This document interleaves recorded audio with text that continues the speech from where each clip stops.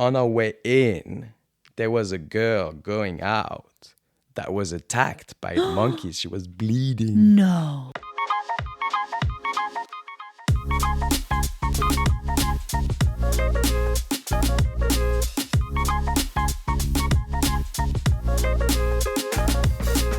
Hey, it's Sarah, and this is Travel Like You. As promised, it's time to welcome back to the podcast Thomas. Except now we're digging a bit deeper into his past, long before his slow travel life. You can, of course, check that out in episode 8. No, this episode is dedicated to his glory days. We're talking partying in Tokyo, hiking volcanoes in Indonesia, and temple hopping in Myanmar. Let's go.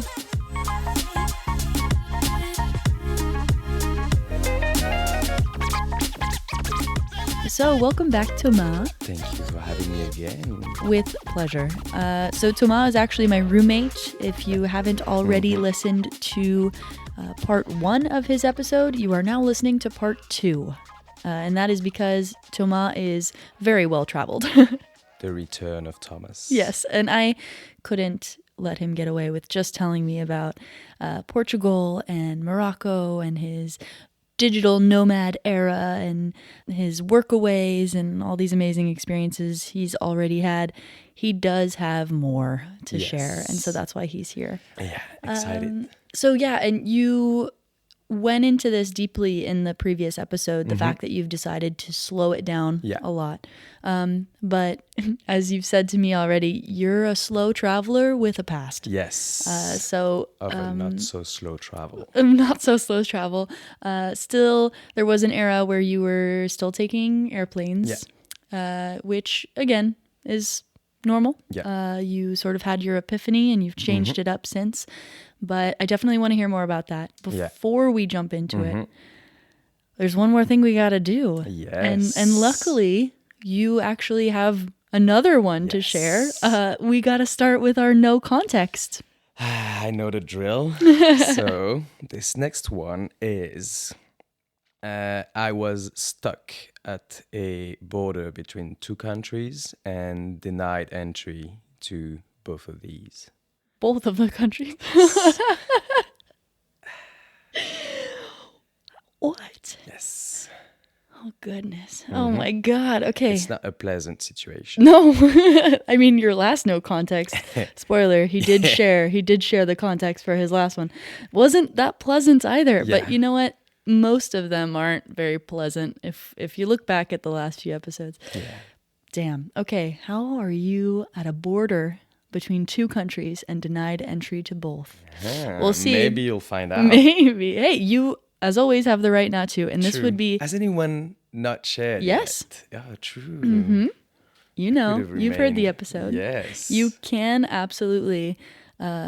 remain silent. Remain about the silent, context. yeah. We'll see. I played the thief. Yeah.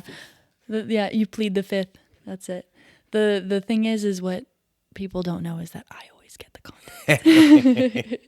That's it. I always get One the way or context. another. Yeah, I'll pull it out of you, even if it doesn't get on the episode. She has other tools to make you say anything. Yeah, Thomas knows. He lives with me. Alrighty, so moving on from your no context, let's begin. So where have you been so far away? Well, it was, a while ago now. I think it was during my early 20s. I was studying still, but I had the chance to do like a part-time work study, and I had holidays that I could take. And so one day, I think it was in 2015. Okay. Actually, I 10 think the years summer, ago. Yeah, the summer of 2015. I was with some friends studying, my classmates, and one of them is really passionate about Japan, and he was planning a trip to go to Japan, and he started to invite some of us. And when he proposed to me, it's like, hey, I'm going to Japan this summer. Would you like to come with me? I was like, yeah, I'm in. Let's go. Let's do it. And it's one of these things where I was like, okay, I've never really pictured myself going to Japan. I don't have any like interest outside of what I already know about Japan. It was not on my to-do list to go and travel to see Japan. Right. He was really into it. So that that gave me the, the push to be like, okay, I'm just going to follow this guy. He knows his stuff. Yeah. He's going to be the guide there. He knows Yeah. where he wants to go.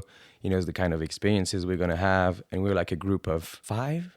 Yeah, we were five of Okay. us going there. And so on we went to Japan. So it was actually the first time I traveled outside of Europe. Oh, So wow. the farthest I've had been was probably like London. Oh, wow. Something like that. Like Okay. really. And the first thing was the flight to go there. It was really a long flight. Oh, yeah. And we had like a stopover at in Doha in Qatar. Okay. All around maybe 15 hours to Total? yeah Okay. to get to Tokyo. Okay. I felt like I was going to say that could be worse. No? That's not so bad. Yeah. But when it's the first time and you're like stuck in the plane. Yeah.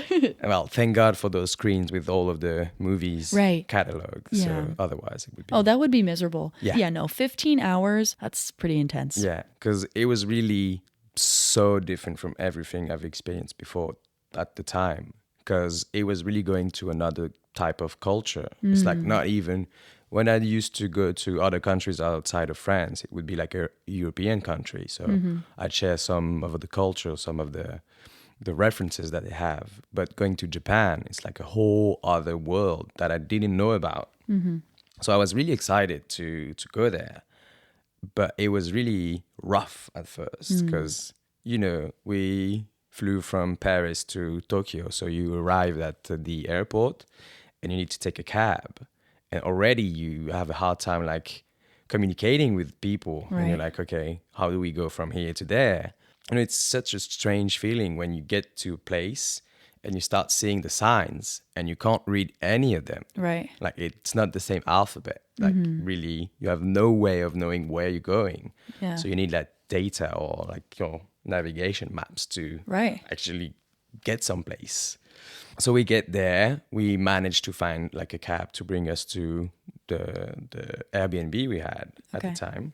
The plan was to stay in Tokyo for a week, a bit more than a week, and then move on to Kyoto to also like explore a bit of the city outside of Tokyo. And to be honest, like a week's time is really not enough to discover Tokyo. It's No. so big. Like every neighborhood is like a city in itself, in Right. a sense. So our friend is taking the lead and he's telling us like, oh, we're gonna go to visit the park. What's the name of the park? I'm gonna have a hard time remembering the names That's since fair. it's been a long time. Yeah, But it's been 10 years. but we start going out, visiting, like moving around the neighborhood, starting to go sightseeing, visiting the touristic places. And it's really breathtaking because it's like the city itself is really dense, like it's really packed and there's a lot of people. But there are these areas where it's like huge temples or huge parks in the middle of the city and you're like not expecting it. And it's such a big contrast because you get these kind of You get skyscrapers and Yeah. screens and and you see it's like all of the time periods like coming together, like Wow. the old times and the modern times. And you get these people, and the Japanese are really spiritual, so they're really, they respect the sort of like the sacredness of yeah, their exactly. temples. They're really and- exactly the sacredness of things. So it's really interesting to see how that differs from us in Europe and France for me, because it was the only references I had. And like, for example, something that struck me is when you take the metro in Japan, like people wait in line in order to get into the metro, and they wait for people to go out of the metro before going in. But it's really like you have to line up on the Platform? on the platform, and it's really, if you're not doing it, you're standing out. And it flows. People go out, get in. If you've ever taken public transport in Paris, you Oh, know God. that it's not the Not same at all that. at all. It's not like that in Bordeaux. My God. No Anywhere one else, ever it's like, no one ever nope. lets you get off before you can get on. Exactly. Like, and that's like- the rule, but no one follows it. But in Japan they do. In Japan, they do. They're really, Nice. and even like, when you get out of the train and you want to go to the Escalator? escalator, they all wait in line, stick to the right. Nice. No, wait, they switch it also. Like you don't wait on the right, you wait on the left. Okay. And people pass you on the right. Okay. So you need to notice it, because otherwise you're going to be standing on the right and people are going to be mad at you Yeah. behind. Okay. But yeah, they're really, they follow the rules. They're really into the collective. Like, Right. you do it the right way and it benefits everyone. So Right. that's how you're supposed to act. That's also why I think Tokyo or Japan as a whole is really a safe country, like regarding crimes. And, in Tokyo, people would leave their bikes like without lockers, without lock. Sometimes even apparently there are doors open. Right. Because there's way less. Like burglary. Exactly. Wow. Because Okay. there's more of a... But they also have some other aspects that are not so good. For example, some of the metros or the trains that we took there had like a specific carriage. No. Yeah, like a car. Yeah, a car Yeah. for women, because they had trouble with people groping women or stuff like that. So it's really... So they have, every They have country has other its own kinds of problems. issues. Yeah, exactly. Yeah, okay. So unfortunately, Yeah. even if certain things are like very sticking to the rules, there other are people other- are obviously Exactly. not following the rules. And they've had to go so far as to make female-only exactly. like metro cars. Oh, that's too bad. Yeah. But I mean, at the same time, it's a solution to a problem. Exactly. So- And it actually allows the women to feel safer. Yeah. And so that works. It's sad to have to do that Yeah. for it to be safe, but Yeah. at least it makes it safe. And the first day, so we just like kind of roamed around a bit.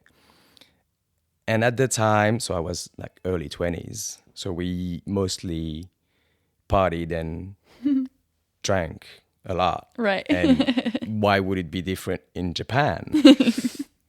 So we start looking for, we bought alcohol, started drinking at home, wanted to go out.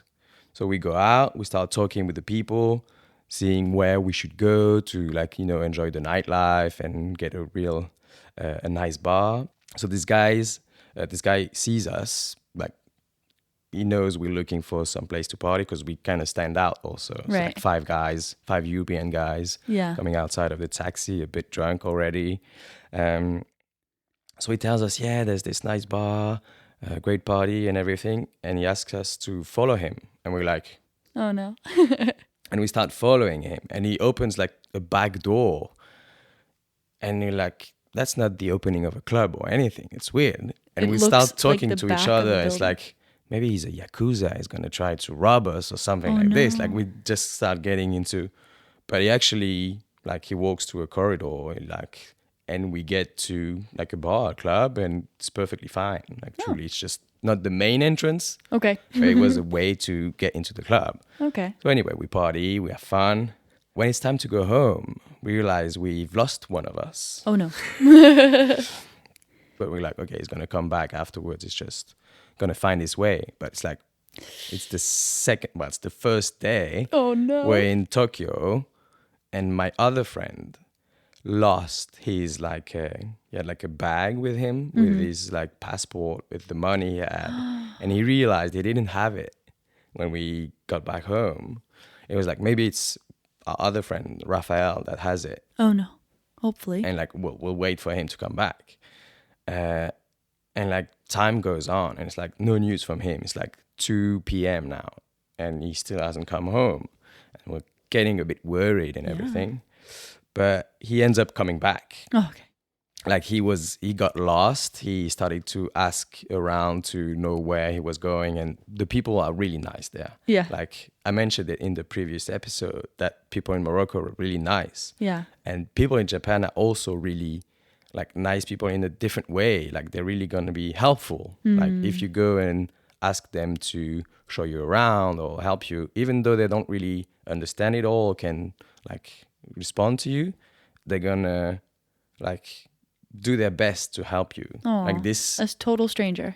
Yeah. Exactly. So That's he awesome. found his way by asking people, ended up coming back, but he didn't have the passport and the money. Oh. So we went back to the club, and it was all there. Like someone had found it during the night before Yeah. and left it at the bar, and the people had it with the money, with everything. Everything, like Yeah. cash and everything too. Was there. Oh, what a That's- happy ending. It's like, it would have been so sad. That would have Like sucked. first day, losing your passport, all your money. No.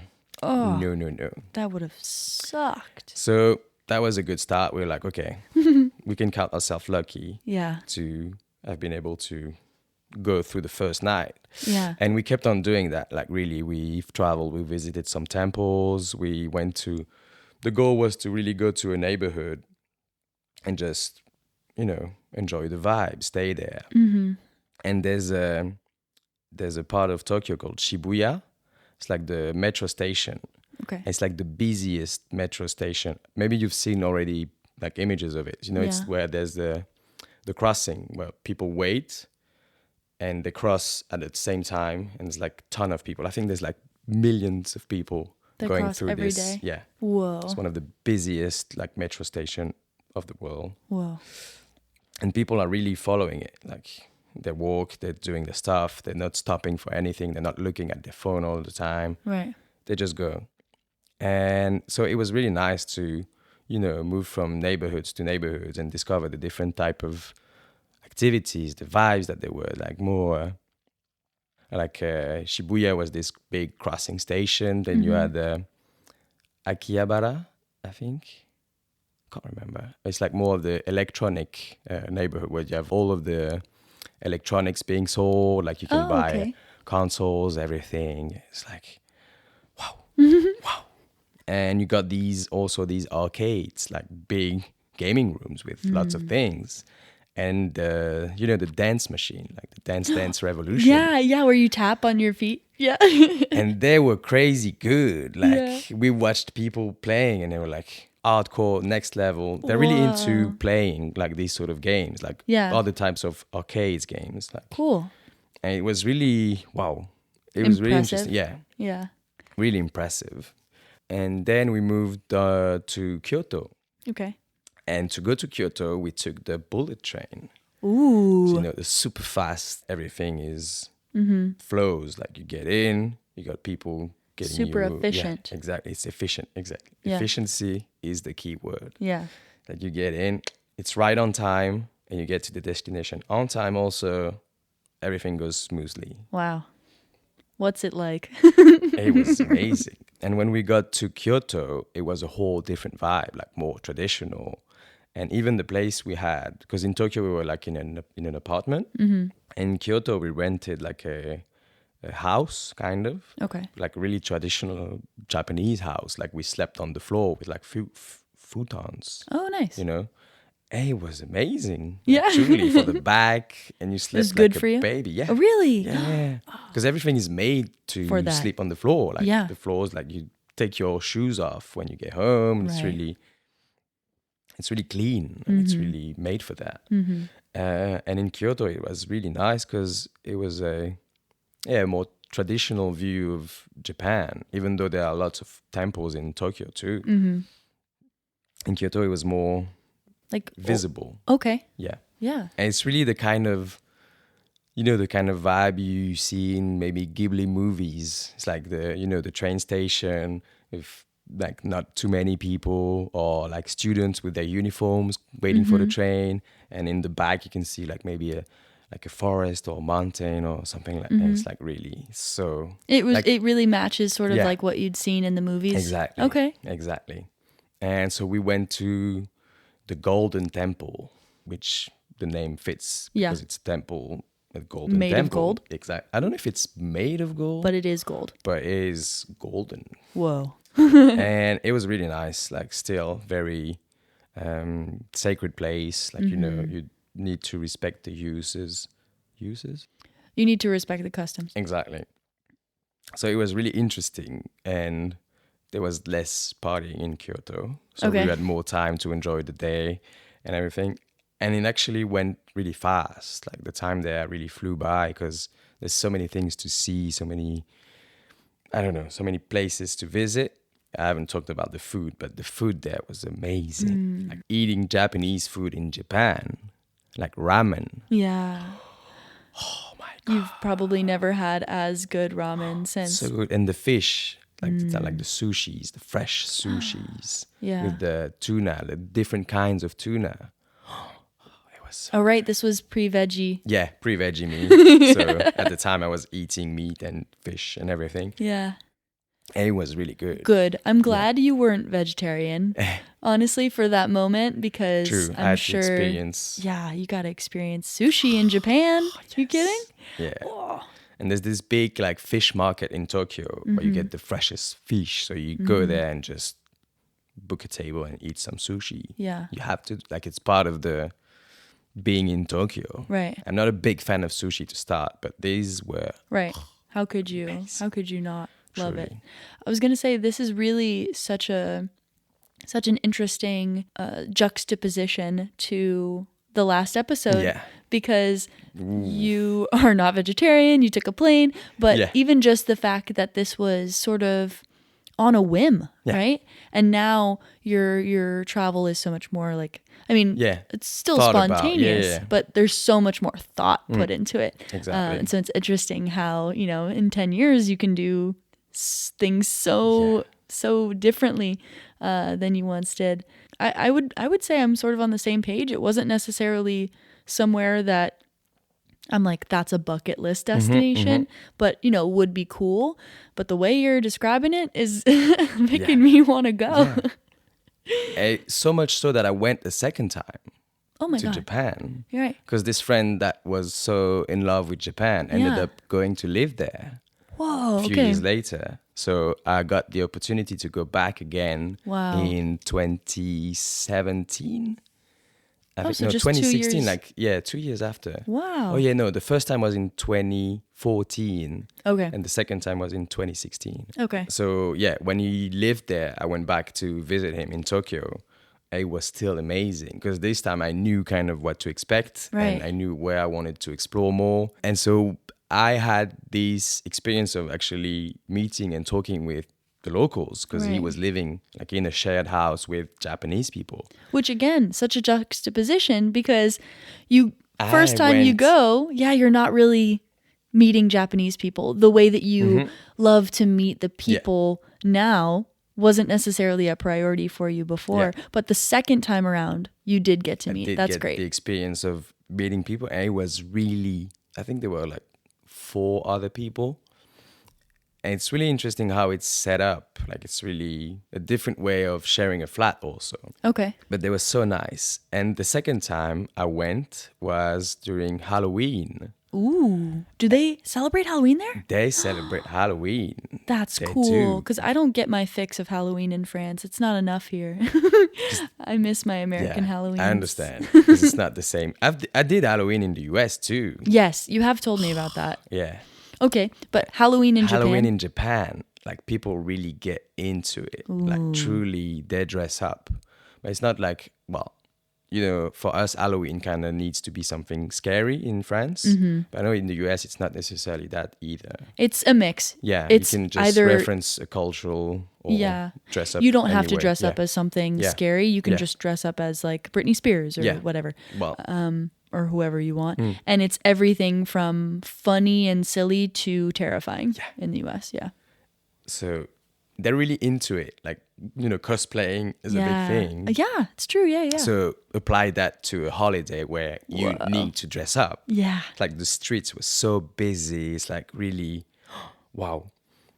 But the other thing is, in Japan, apparently, drinking is seen as a good thing because it helps you like be more social. Yeah, loosen up. Yeah, in a culture where people are kind of prone to not express themselves as much. Okay. Like to don't get into conflicts. To really, there's this part of it. Like in Japan, I've noticed a bit. Like people try to not get in a conflict with you, even if They're non-confrontational. Yeah, like exactly. the culture is pretty non-confrontational. Okay. Interesting. So drinking alcohol is a good thing, kind of, because it helps you loosen up. But after the Halloween night, like you'd see people on the streets sleeping on the sidewalk. Oh my like gosh. really, you get this image of the working man, like, wearing a suit with this, like the small suitcase, not suitcase, but Briefcase. like briefcase. Yeah. And they're just there on the streets, Passed out. oh my completely God. drunk. God. That's also why there are these sort of hotels that you can rent, these capsules. Oh, to go just one person, sleep. you just go sleep. Oh, sick. And then off you go. That's super There's nice. so many things adapted to a different way of living the day to day. Okay. So that was something, like, really. And I really enjoyed it all the more because, I don't know, I kind of felt what I was talking about in the previous episode. It's like the second time I went, I kind of enjoyed it more slowly, like just staying in places I've already visited, but just, taking it in, seeing the people, and actually being more present. Exactly. Yeah. So I did kind of get this feedback for the second time. Yeah. Like really a different way of traveling to Tokyo, because this time I wanted to go again. Yeah. The first time was more just on a whim. Yeah. And the second time was intentional. Oh, yeah. And I wanted to go back because I had such a good time. The first time I was like, yeah, let's do it again. Let's go eat some ramen. Yes. I missed the ramen the most, I think. And this comes back to how I feel like I'm so lucky having met so many people I can go visit and actually, I don't know, try to picture how they live, where they live. Like what's their routine, what do they do, are the people around them, their surrounding, their environment. It was really nice. And my friend is still living in Japan now. Oh, wow. He stayed there. He's married to a Japanese woman. Wow. So I think he liked it enough to stay and live there. Yeah, you're telling me. That's so cool. Oh, congratulations to him. I mean, to really move across the world like that is impressive. Yeah. And settle in. Good for especially him. in such a different, like, Culture. yeah. Yeah. You had to learn the language. I was gonna say, how's his Japanese? It was a rough, beginning. Because he went there the first time, came back to France, and then went another time. Because he had a study visa for the second time, and then a work visa, and then now he's married, so he's staying there. Aw, sick. Cool. That's awesome. Yeah. Well, before my second time in Japan, I went to Indonesia. Okay. Yeah, in June 2016. And this trip was my first road trip. Okay. I was with two friends of mine from school. We had like 4 weeks. Okay. So, 4 weeks. And we wanted to go to Indonesia. So we landed on the island of Java. So Indonesia has a lot of islands. So we landed in Java, in Jakarta, which is the capital, I think. Maybe not. I don't know off the top of my head. I'm sorry. Fact I just checkers said okay. again, Yes, please. in the comments, please tell us when we're wrong. I'm sorry. I'll try to look it up. But the goal was to land there in Jakarta and to reach Bali. And to reach Bali, we had to cross the whole of the island of Java. So this trip was really one of the trips where I was most surprised by the landscapes and the nature, everything, like seeing volcanoes. Like they have a certain amount of volcanoes there. A certain amount. Yeah. Probably a lot. And definitely more than France. Yes. So we do have a lot of them. Well, dormant ones. Oh, dormant ones. Yeah. Not the same. Yeah, not the same. That's incredible. Volcanoes are fascinating to me. It is. That is so cool. I've never seen an active one. I went to Yellowstone in the United States, and that is a dormant volcano. I think technically it could erupt. So maybe it's taking a nap then. Yeah, it's a napping volcano. That is the technical term. You can verify in the comments again. We are sure of this one. Yeah, it is a napping volcano, I believe. Again, fact check us, guys. But the thing about that volcano is that basically all of Yellowstone is on this volcano. Yeah, it's on top of it. Yeah. And you go there and, it's a beautiful national park and everything. But then you realize, because they have like the geysers and stuff. Yeah. Like it's shooting really cool. hot water. Yes, exactly. So that's really cool. But then you realize, they tell you while you're there that like technically the last time that this volcano erupted was again, a certain amount of, years many, before. many, many, many, many, many years ago, like maybe like a million. I have no idea. Millennials. Yes. No, probably thousands. Anyway, but it's something like it could erupt again. So whenever Like it's you're like coming there, up again. yeah. You know what I mean? That's from what I Did understood. you feel the risk when you were there? Like, No, well, because when Yellowstone, when that volcano erupts again, it's gonna wipe out half the United States. whoa. From what I understand. Okay. Again, I'm gonna fact check this and we'll see. But that's what I think I know. So volcanoes, super fascinating, Yes. and there were many of them in Indonesia. That's super cool. Exactly. Yeah. And so the trip was mostly a divide between temples and volcanoes, truly. But it was really nice because we also were moving around. Like, okay, we knew where we wanted to go, so we planned a bit of like places we wanted to go to. But we kind of said like, okay, we're going to keep a few days, like a few extra days, not in the planning. So if we want to stay somewhere a bit more, then we're free to actually stay one more night, or because there's different ways of going about it. Like either you try to do it all by yourself and try to manage the transportation to go to visit this temple, and then you hike all the way up to the volcanoes. But sometimes you need to actually like buy a sort of package of like people selling you, okay, you got these 2 days where we're gonna host you, gonna give you a room, then the next morning we're gonna pick you up and bring you to the start of the hike. Like and you hire a guide. yeah, exactly. Okay. And there are things where it's easier to do that, like Okay. really, because you don't want to do a whole of the planning, and sometimes might not even have access to like renting a car or Okay. parking the car or anything. So That's a good way to go about it. Exactly. Especially maybe if you're doing it by yourself. Okay. Good to know. it's good. And you often also bargain with the people. Oh, It's- really? Everything is negotiable. Okay. You need the key takeaway is like you can always negotiate the price. And we've learned that because one time we were I think it was before we went to Mount Bromo, which is the first volcano we did. So we got off at the train station, and there's usually guys there like with like small travel advertisements saying, oh, we're selling guides or packages to go visit this place. And often they also sell you like something to like a package for the whole trip, like a 14 days. They bring you to each of the different stops, Whoa. but you have to pay the price for that. Right. For sure.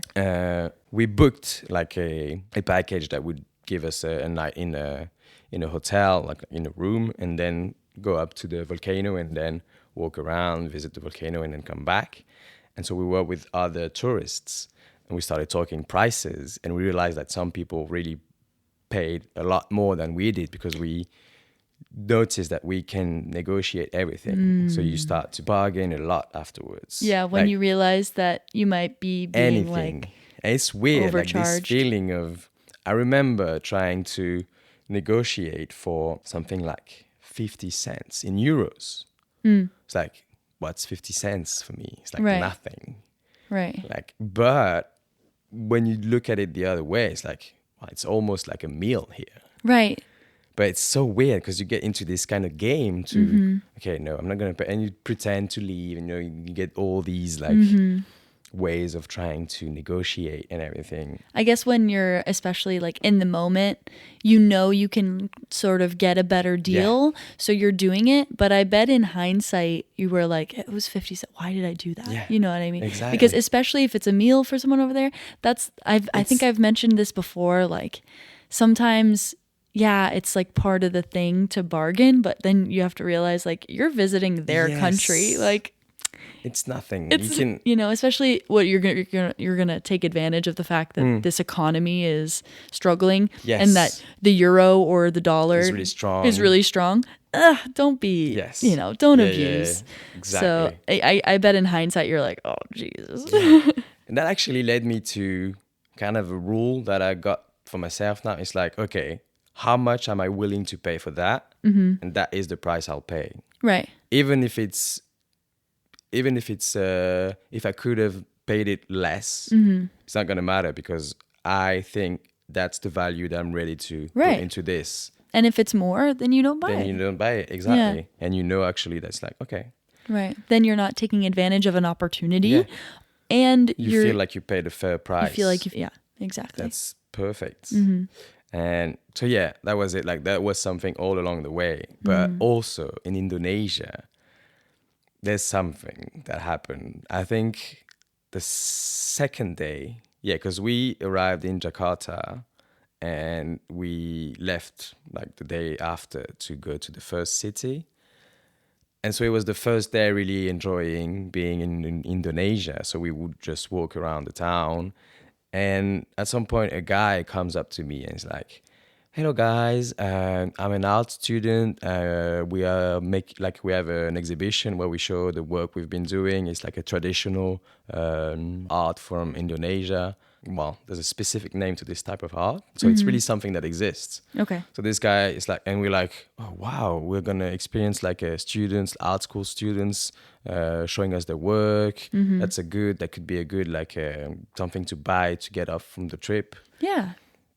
So we follow this guy, brings us to the art gallery, and there's another guy there, and we start to walk around, look at the paintings, and like it's really nice, like it's really really good looking pictures, and we're like, "Oh, it's so cool." And he explains to us how they're made, what's the process and everything, and we're like, "Oh wow, and it's really nice." Like we're like, "Okay," and we start to bargain. Like the couples, we all like the three of us are interested in buying one. My friend Francis wanted to buy a big one. I was more of a small one, like just to fit. So we each bargained to get a good price. And once we reached the price that we had in mind, we were like, "Okay, we're going to buy. We buy it. It's all good." And then maybe the next day or 2 days after, we're walking around, coming back from visiting a temple. And there's this guy outside. I already had the mustache then. And this guy stops me and he's saying, "Oh, you got such a great mustache and everything." It happened to me a lot, really, truly. Traveling or not, but Yeah. so he stops us, like really starting to talk and everything. And he's like, "Okay, he was not from Java, he was from another island in Indonesia." And he's like warning us. He's like, "Guys, watch out on the main streets. There are like scammers going around pretending to be art students and selling you fake art and everything." And we're like, what? And we like, at first we're like, "Oh yeah, thank you." And we get back to the hotel and we're like, "Well, guys, we've been scammed." And we start looking at it online, like, is it real? Is it real scam? How do you know if it's fake or not? And it's like written everywhere. Like all the guys, Lonely Planet is putting it like in bold, like people are gonna scam you and selling you fake art. And like, if you wash it, it will just all go away. It's printed and everything. And we're like, oh no. So we're like, shit, did we buy fake art? Probably. Yeah, probably. But since denial is a big thing, none of us ever washed it. So we still don't know if it's fake or not. What kind of art would you wash? I don't know. can't quite picture it. Weird. Yeah. Yeah. Is it a painting? Yeah, it's a painting. Okay. Yeah, Okay. It's a painting. So if it But gets even wet, yeah, that's what they're saying. If it gets wet, it's gonna be show that ruined, it's not, and yeah. the real art wouldn't Yeah. necessarily be ruined. Okay. Exactly. Okay, interesting. That's how you know it's been printed and not painted. Okay.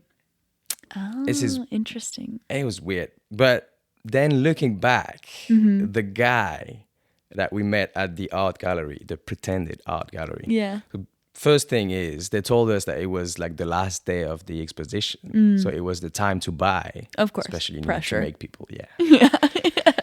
And the guy told us, "Oh yeah, I've been to France. I've been to Barbès. I know." And if you know, in Paris, Barbès is where they sell all the stuff on the streets. Like it's really, it should have been like the clue. Like the guy was trying to rip us off. Oh like, my truly. It's like, he's really good at talking. And we're like, okay, Yeah. Well, okay, hindsight is 2020. Yeah. And we're like, yeah. At the time, we were like, "Oh, nice, we're French."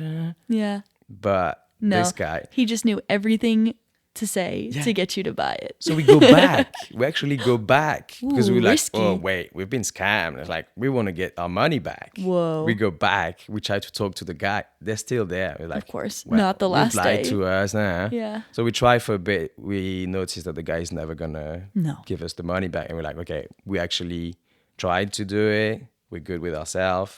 Okay, let's go. Let's take the loss and just get on our way. Yeah. It wasn't too expensive either. So That's good. It's like, okay, Yeah. it's fine. And to think about it too, this was however long ago, maybe you said like 9 years ago. You know, you're 21, 22 years old, full of pride. Exactly. It's like, no. I bet now you wouldn't have turned around. You would have just been like, oh, I was scammed. Yeah. Well, their money's Exactly. probably going further than it will for me. Exactly. It's like, okay, it's nothing. It's not going to put me in a big trouble or anything. It's not going to break the bank. It wasn't the only time this time we got scammed. Yeah. There was another time we almost got scammed, but since this experience, we were like on edge. alert. Yeah, like really. on alert. Yeah. Because the second time was when you get into Indonesia, you need local money.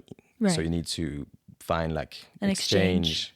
And there's one where the prices are really good and you're like, oh, wow, we get more money here. So we're going to go here. And it's like two guys that have like a booth.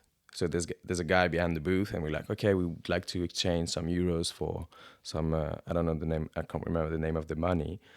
So we want to exchange. And it's like, okay, yeah, that's the rate. And we start giving him the money. And so he has all of the bills in front of him. He puts them in small packs, Stacks. small stacks. And then he counts the money. And then he gives it to us, like the exchange is done. Yeah. And we start counting it back and it's missing. Like the count is not okay. Right. Like it's missing some money. And then we realized that while the guy was counting the money, the other guy was kind of distracting us. Oh. And so when he gave us the bills, he actually put some, like he would slide some on his part of the counter without us noticing.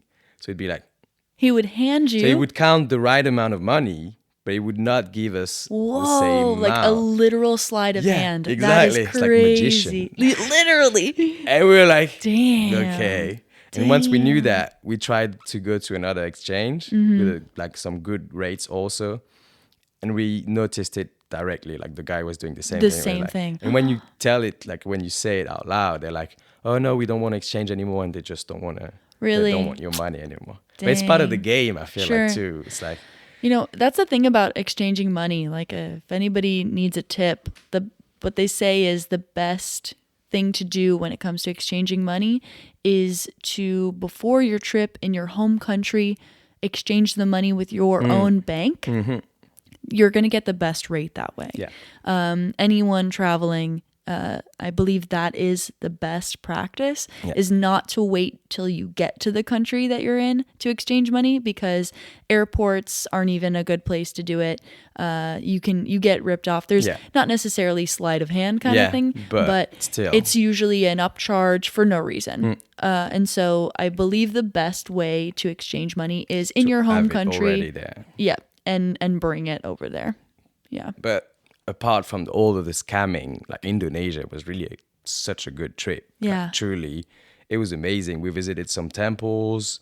What are the temples like? Temples are huge. Yeah. I don't know, it's so weird because it's taking a lot of place. It's like really old temple also. It's like, I don't know what time period it was, but it was really... And where are they? They're a bit outside of the cities often. Because you mentioned hiking and volcanoes and stuff. So are the temples in nature, or are they? No. Okay.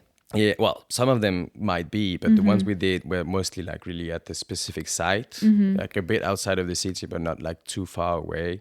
And there are other countries that I've visited where the temples were really into nature. We'll get to it probably afterwards.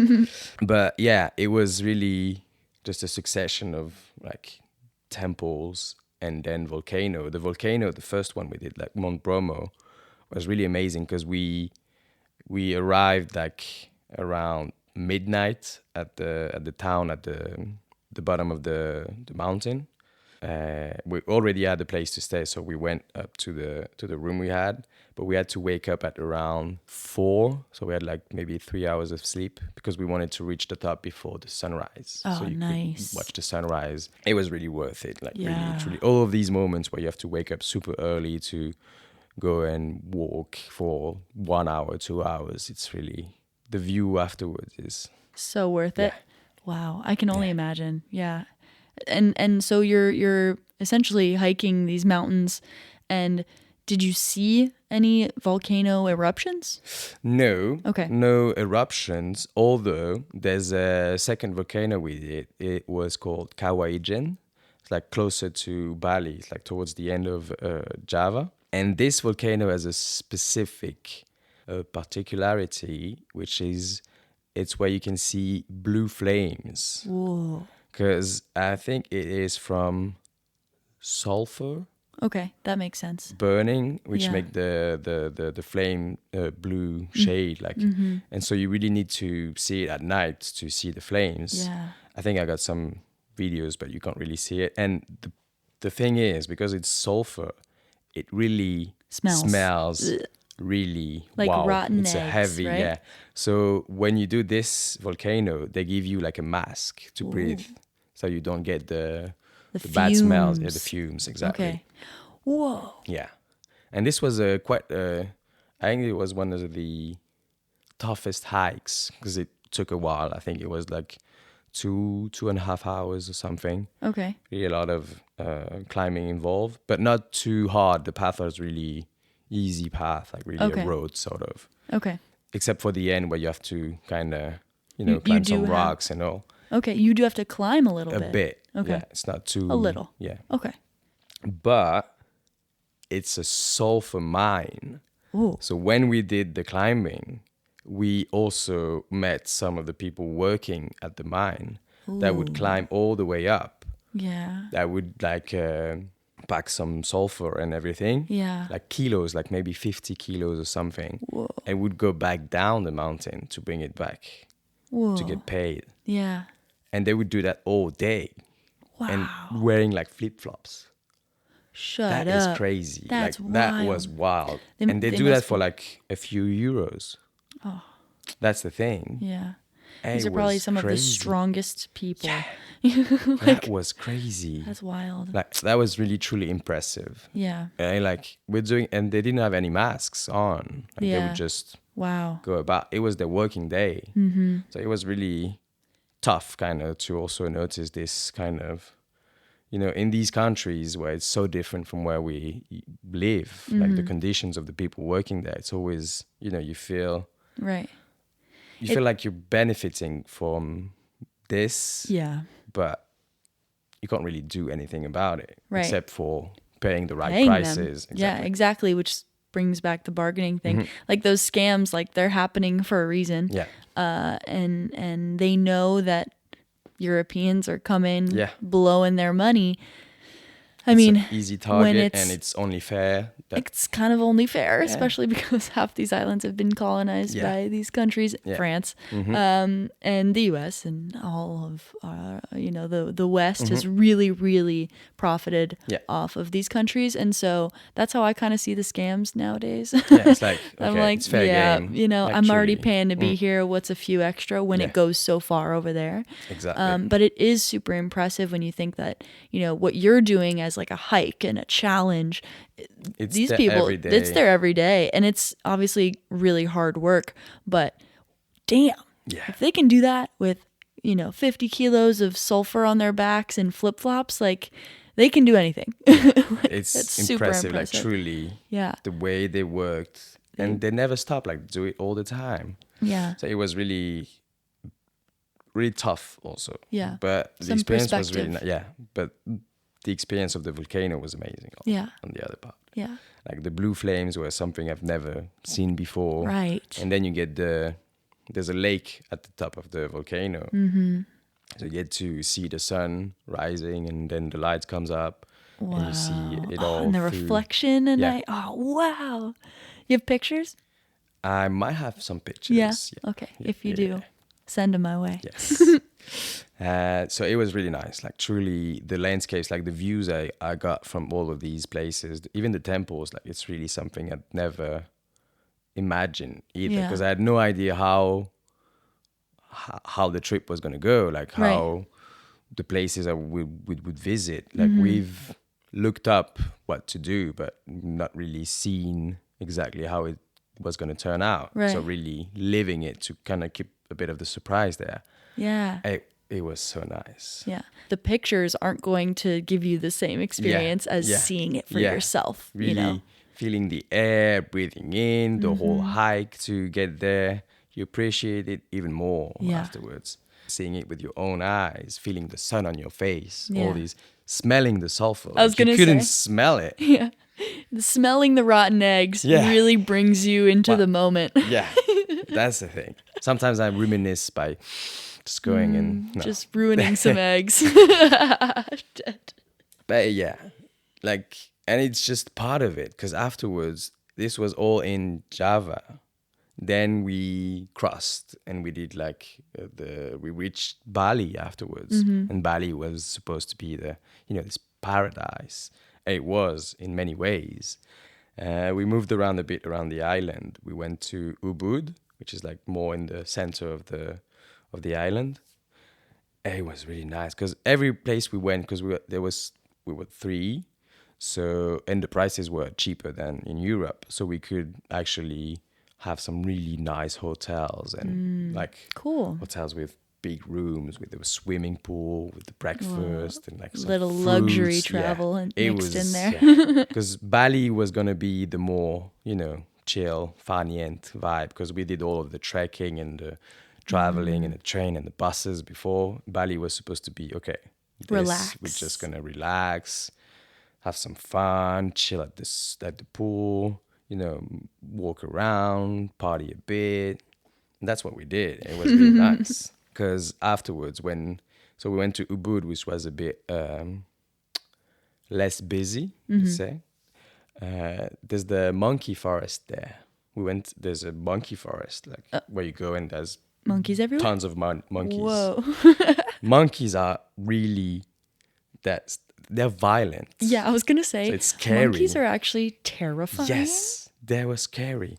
So when God. We got to the park, the monkey forest, on our way in, there was a girl going out that was attacked by monkeys. She was bleeding. No. It's like, what? Because they tell you you're not supposed to have any food. Right. You're not supposed to really look at them in the eyes, all these kind of behaviors that you need to, look out for. Right. And for your own safety. Yeah. And apparently she didn't really follow the rules. So she got attacked. But when they attack you, it's like... Well, they're wild animals. They have claws. And there's a lot of them. Yeah. And they signal each other, so... It's crazy. So when we got in, we're like, okay, we need to be really careful. Right. Not to strike any sort of weird... chord with the monkeys. Yeah, exactly. Don't piss them off. Don't, feed them or anything. So anytime they were really near us, I would just go and not move and be like... Right, don't look them in the eyes. Yeah. Just do your thing. You just look at them. But it was really nice. Yeah. It was still cool. Impressive to, No one got hurt. No. Other than that girl. It was fine. Hope she's okay. It was fine. Yeah. No, it's not fun. No, I do see a lot of videos online. Because it's very attention grabbing, right? You going somewhere where there's just monkeys hanging out. It's, a wild animal. It's exciting, especially coming from the US where not really monkeys, except in Florida. Ooh. There's actually in north central Florida, there's this small region where they filmed a movie, I think back in the 70s or 80s. Don't quote me on the years, but they filmed a movie out there and they had monkeys, and then the monkeys escaped or something, or they just left them there. So they introduced monkeys. They just introduced, there's just a part of Florida where there's monkeys that shouldn't be there. But they've just taken over that little, you got to be careful. But people do, I think, go visit and look and see them. But you do have to be, Yeah. they Same are way. still wild animals. Exactly. And so, yeah, so I don't know if there's any other region in the US that has like monkeys, but I do know that sort of accidentally there are monkeys in Florida. I think there's probably a lot more tigers in the US than monkeys. Oh my gosh, yeah, what with talk about COVID times in the last episode. I immediately thought of Tiger King. Jesus. Since we're talking about the Sunshine State, I gotta give a big thanks to Group Fenexpert, Southeast Florida's trusted experts in impact window and door installations. Family owned since 2001, they're dedicated to top quality products, expert service, and keeping homes safe. Thanks, guys.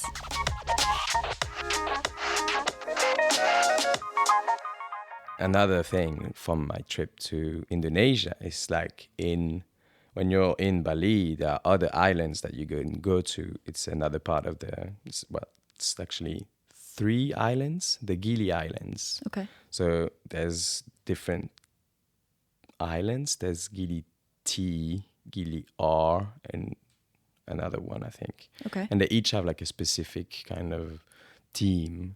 Like one is for couples that want a romantic kind of vibe. They're themed like in accommodations and kind stuff? of, Okay. and the activities you can have there cool. and all that. Or it's advertised this way at least. Gotcha.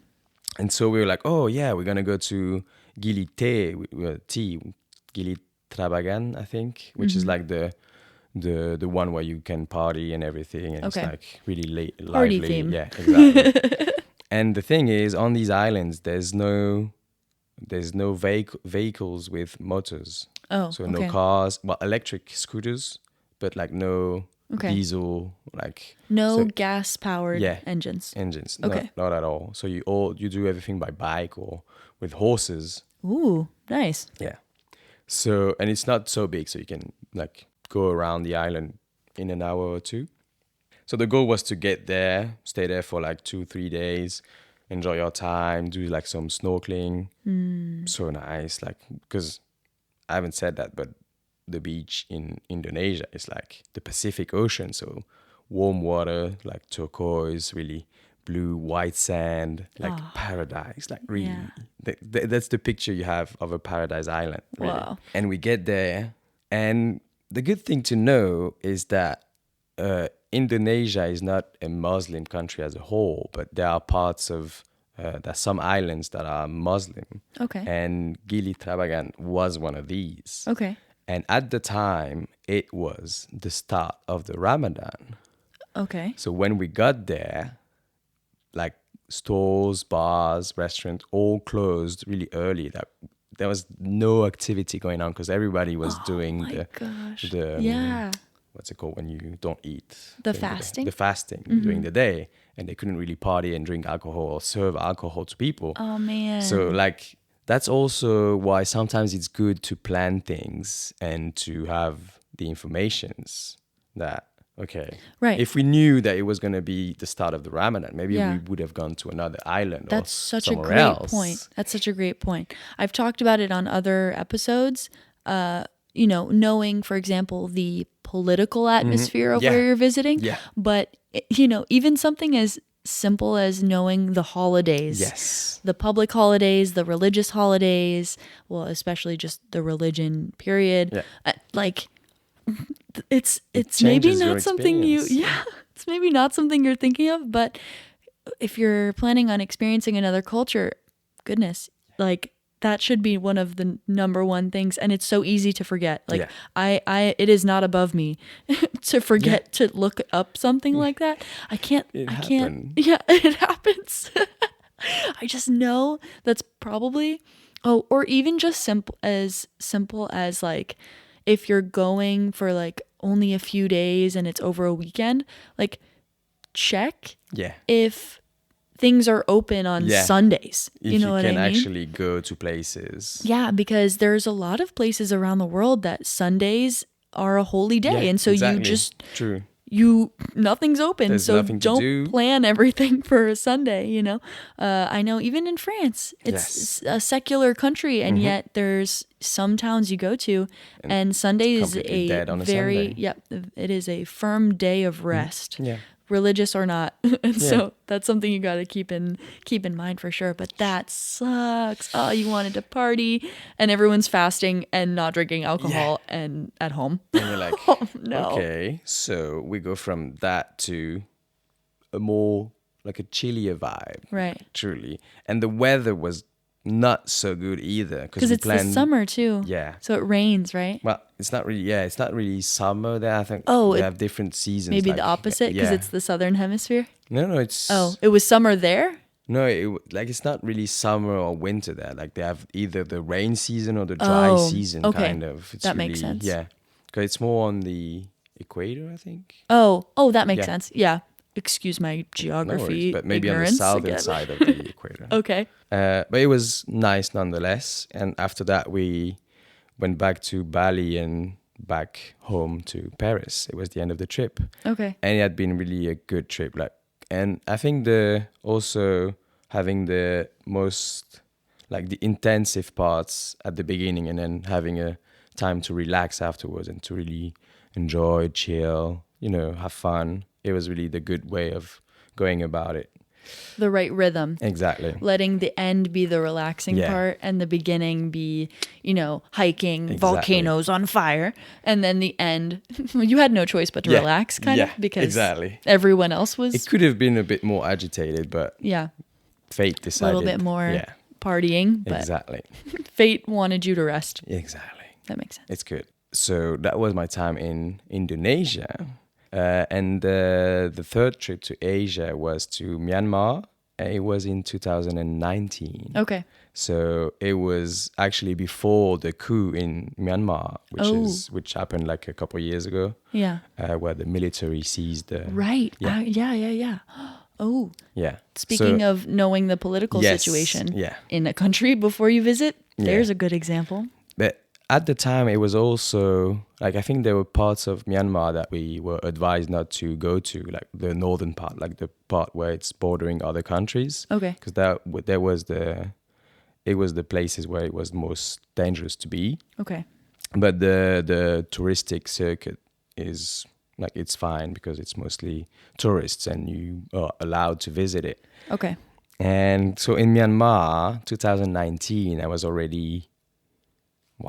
26 at the time. So I finished my studies. I was working already, like really an active member of society. Okay. And Different Myanmar dynamic. was really, like, it's not a popular destination. Like, no. Yeah. I guess I haven't really heard of anyone who's gone there. Yeah, because for a long time, I think it was not open to people visiting. Makes sense. Like maybe like something like 20 or 30 years ago, it became like more open for people to come. And that's why I was also really curious to go and visit, because there are other countries in Asia that you can visit, Thailand, Vietnam. Yeah. It's more popular. Yeah. So going to Myanmar was like, okay, I have no idea what to expect. I've never seen people going there and all that. So there was a bit of planning still for this part because I was there only for 3 weeks. I went there with a friend of mine. And so we did the same thing, kind of planned on, okay, we want to go there. We're going to visit this city. And kind of give ourselves some days that we could arrange and stay a bit longer at some place or go visit another place that we got recommendation to go to. So the first few stops we had was, I think we got to the capital again. It was Rangoon. Or maybe, no, it switched. Well, anyway, we arrived. Oh, no, I was just going to say, I love when you look at me like I should know. But I don't know. Where's the map? Yeah, sorry. I wish I could give you the right answer. Just nod. Yeah. Every time you tell me the capital of a country that I don't know, I just say, okay. That's it. And some of them moved. I think some of the countries have moved their capital to other cities since then or whatever. But that so happens. It's hard to keep track. Anyhow, we got to Rangoon and then moved on to Hpa-An. And Hpa-An was really nice. Like, there are these beautiful sceneries where they have a lot of temples there. Like in Rangoon, they had like a huge temple. But like when I say huge, I have a picture of this one. It's like you can't even imagine how big it is. Really? Like I've never seen something so big. Gigantesque. Like huge Yeah. temple and golden temple again. Like there's this thing I've learned in Myanmar where there was like a sort of battle between different like chiefs, or I don't know how you'd call them, but if the neighbor city was building like a big, the temples they are called pagode. I don't know if it's the same in English, but Like a pagode. pagoda? Pagoda, yeah. Maybe? Yeah. So if a city is starting to build a big one, then the chief of the city next to it is gonna Build a bigger one. Just to show that he can build a bigger one. Yeah. And that's how you end up with a country with like thousands of pagoda. Oh my god. There's actually a town. It's That's cool. it's Bagan, the name of the town. It's where you have like thousands of pagode. And you can actually, and they're all like, they're not used anymore, obviously. But you can go and visit some of them. And it was really amazing. Like you get these, they also have like, you know, the more touristic activities where you can fly in a hot air balloon Oh. over all of the temples there. We didn't do it because it was quite expensive, Yeah. but it was nice to see it. Like really, you get there for the sunrise and you're like sitting at a temple, you're just watching all of the people going up in their hot air balloons. My god, yeah, the And it's view. really- yeah. You don't even, I mean, it's an experience Yeah. just to see a bunch of Exactly. hot air balloons in the sky. Wow, that's amazing. I got tons of pictures for this, Yes, so yes. I'll send them to you. And it was really nice because it's really also, it shows how the people lived at the time, like what was important to them. Like really religion was a big part of it because they have a lot of temples there. Like they didn't have as many temples in Indonesia, for example. Okay. Like Myanmar was really something else. After Hpa-An, we went to Mandalay, like a big city. And from Mandalay, we did a 3 days trek that started from the city. And that was supposed to take us to the Inlei lake.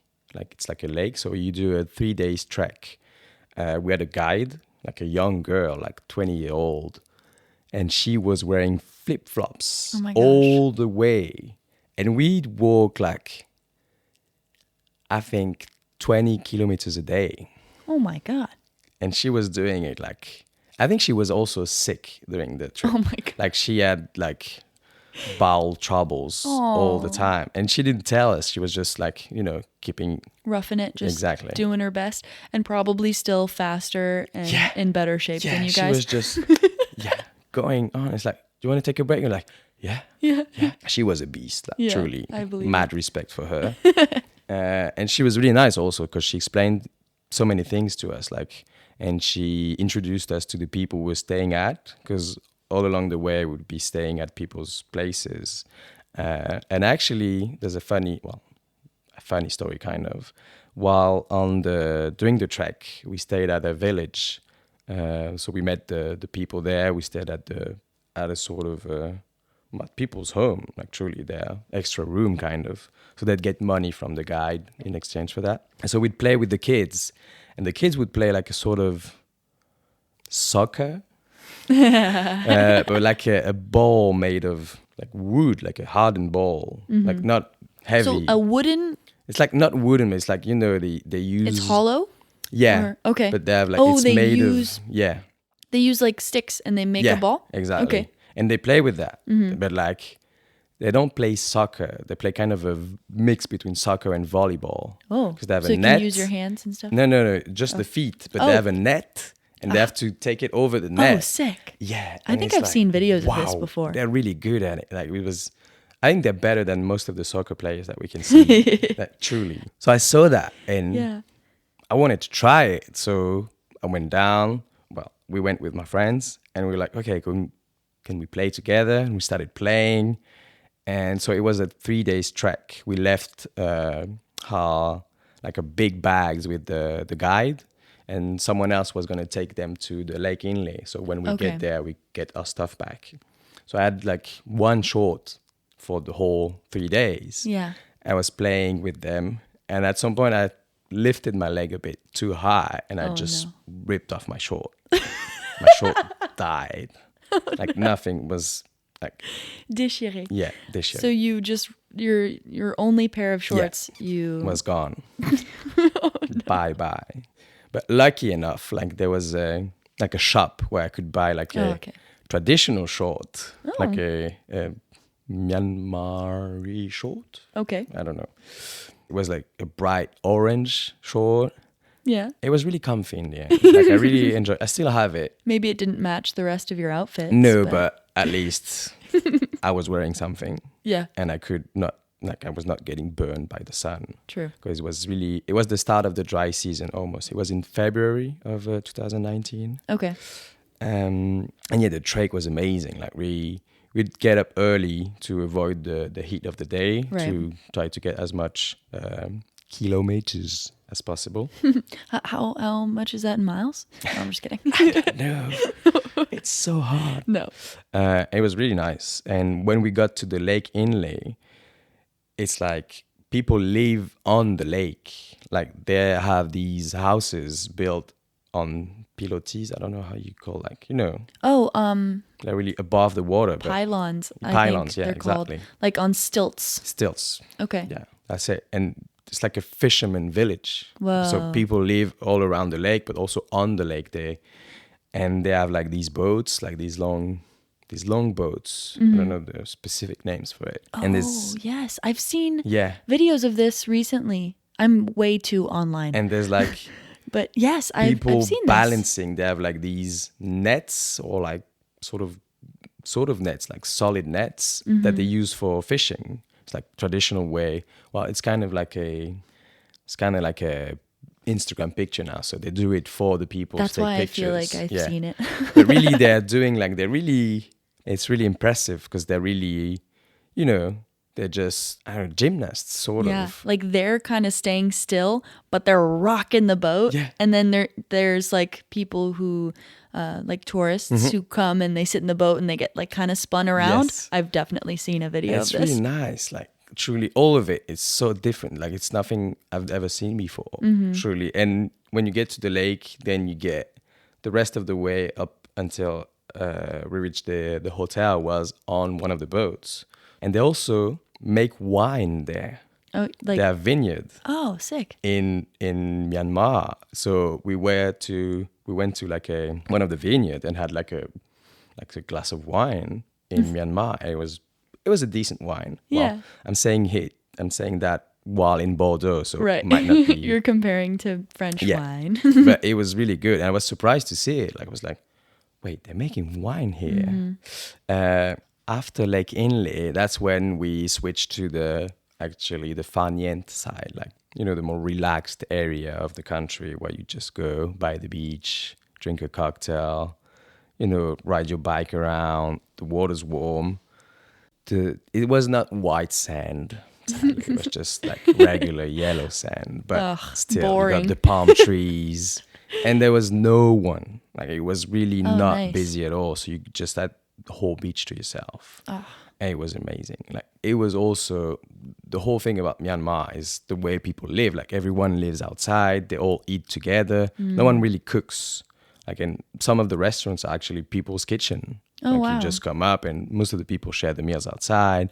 And so all the while we were moving around, we actually lived the same way because at the hotel we didn't have anything to cook. I mean, that's not the point when you're traveling this way. So we just go and sit at the market, with the people.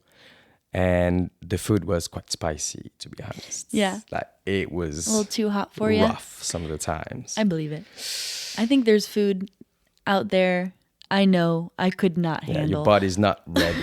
It's not trained for that. No. Like they know that we're not ready for that. So they tell you in advance, like, do you want it spicy or like less spicy? Yeah. Do you want it white people spicy? Yes, that's exactly the Yeah. different level they have. That's like me in France and all of my other American, Canadian friends, or even British friends I have. We always ask if it's like French spicy or regular spicy. Because if it's French spicy, it's not spicy. it's not spicy. What? Sorry. We are a level of spiciness. Oh, no. The Well, of non-spiciness. of non-spiciness. Yeah. Well, I didn't know that. Oh, yeah. Wait, compared to what I was used to eating in the United Yeah. States, like when I get something that's like quote unquote spicy in France, most of the time it's not at the level I think it's going to be. Okay. I was on the phone with my friend earlier. You may have overheard me. And I was explaining that I got like a medium level salsa here. Yeah. That is a brand from the United States. Okay. And it basically tasted like nothing. And so I was like, that's medium. There's mild and there's hot. So if this tastes like nothing. Another time I went to the supermarket, I found extra mild So what is here. it? So I was like, oh my God, if medium tastes Is like not. nothing, extra mild is just, Sugar. yeah, sugar. Actually, it's just sweet. It's just water and tomatoes and sugar probably. It's a But Bloody yeah, Mary without I hate to alcohol. break it to you, but yeah, a lot of us think that the We French don't. don't eat spicy enough. I think it makes sense because even in the way we cook, like Yeah, it's not the basis. spiciness Yeah. in the sense of something being hot in your mouth. Yeah. It's not going to be, we use spices obviously, but Yeah. not the same kind of. No, and spicy doesn't mean like good or bad. Yeah. It's just when I want spicy, I don't think of French food. Yeah, true. Yeah, that's it. That's it. Yeah. Anyway. Well, you can think of Myanmar food then. Yeah, that's what I it's was gonna really, well, surprisingly spicy. Yeah. But yeah, the time there was really nice because I've discovered many things and it's really big on, it wasn't the same, like each of these countries, like going to Japan, then going to Indonesia, then going to Myanmar, like it's all in Asia, but it's all so different. There are similarities between all of these, obviously, but especially the way people behave, like they're really nice, they're really willing to help you in all of these countries, but the way they act, the way they live is different because Myanmar is really, I think it's a poorer country than Japan and Indonesia even. And I remember at some point, I can't remember which city it was, but I got to talk with some monks there. And basically he was telling me that people are exploiting their raw materials, like extracting it from the country Okay. to use it and then to manufacture other products, like Yeah. refine the products and sell it back to the people in Myanmar. Oh, Jesus. Yeah. So really they're just taking advantages of the raw materials to make a profit. Yeah. But he was telling me that at the same time they were doing that, they had to have like, factories in Myanmar. So it actually build up the economical activities of the country and they would like internalize the knowledge and they could do it by themselves afterwards. Oh, okay. But it's a long process. Yeah. And it could be some of the benefits, but still it feels like exploiting it. Yeah. Like truly. Enormously. No, that is like textbook exploitation. Yeah. And it simultaneously keeps that country poor. Yeah. And they have to sell their raw materials in order To get money. So it's like cyclical. Exactly. Okay. And so they were talking to you about that. Yeah. Okay. Yeah. And it was really interesting because I didn't expect monks to be talking about economics. No, I could But see that. It was like people are really, I don't know, they're aware of what's happening also in the Yeah. country. That's also what happened during the coup. Like people tried to protest they're also, trying to, they're fighting it. Like the people actually are training themselves. The young people are trying to get their country back. So hopefully there'll be better things for them. All right. So we're going to wrap up this one with your no context. Ooh. If you've decided to plead the fifth and stay silent, you're allowed. I know my listeners would be disappointed. So you would be disappointing all of them, all of the many listeners of this podcast. And I am not one to disappoint, so Okay. I'll be sharing the details. Perfect. So with some friends, we rented a van and had a trip across Europe to reach like Hungary for a festival there. Okay. So the goal was to rent the van and go through all of the countries in between, like, and do all of the capitals. So Whoa. stop in Italy, in Slovenia, in Croatia, in Serbia, in Bosnia, and then reaching Hungary. Whoa. So we crossed Bosnia and we were reaching the border with Serbia with the van. And the border was like a bridge between the two countries. So you first cross the Bosnian part of the border, and they tell you, okay, you're going to go onto the other side. So you get onto the bridge, and then you have to cross the other part of the border, which is in Serbia. And we get to the Serbian part. The guy asks us for some paper for the van. It's like he's saying basically that we can't really get in, but we have a hard time communicating with him. And it's like 11 p.m. So it's like nighttime. We like just want to cross to get to the point we identified to go and sleep. And the guy doesn't want to let us in, and we don't know why. Oh, God. And after like maybe 20 minutes to half an hour trying to translate things with Google Translate, we understand that it's because we don't have the identification paper for the van because it was a rental. Oh, like a And registration or yeah, whatever? the registration. Oh, and God. we didn't have it because it was a rental. Maybe we should have had it, but Probably. we didn't have it at the time. And we're like, okay, it's fine. We won't be able to go into Serbia. We're just going to go back and like, go around the border and reach for Hungary on the side. So we turn around, try to go back into Bosnia. And the guy at the border is saying we can't get in What? because the insurance paper on the car is outdated. Oh, my God. So he won't let us back into Bosnia. And we're like, but we were there like half an hour ago. We just left from there. He's like, yeah, but I can't let you in. And we're like, so what do we do? Like, we can't go to Serbia. What? We can't go back to Bosnia. It's like, wait a minute. And so we wait there for another half hour. And then this cop comes up. And we're like, he asks me to follow him. I go with him. We go to a restaurant. Then there's a woman, like they're On like foot? Yeah, it was like right next to the border. Okay.